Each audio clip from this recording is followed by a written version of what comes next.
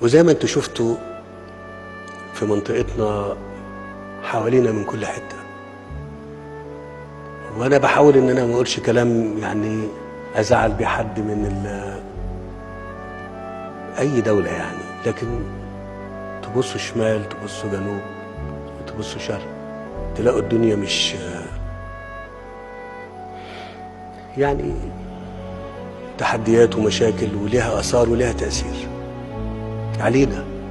طب بتقول الكلام ده ليه؟ بقول الكلام ده عشان اسجل موقفي انا لكم كلكم.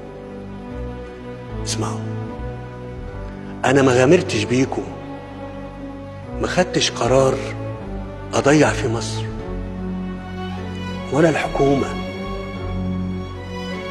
احنا ما غامرناش لا عشان خاطر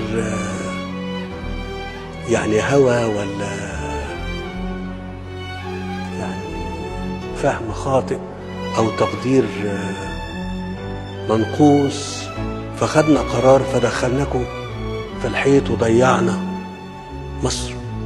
لا، وكمان خلي بالكم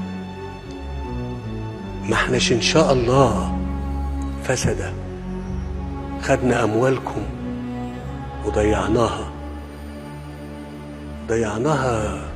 بفساد او بدلع. لا، ما حصلش. ان كنا عملنا فكل حاجة اتعملت على ارض مصر اي حد يشوفها.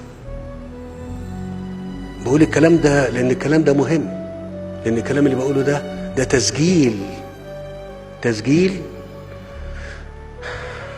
من انسان انتوا اخترتوه قلت له تعالى تولى المسؤولية، وانا قلت لكم تعالوا نتولى المسؤولية.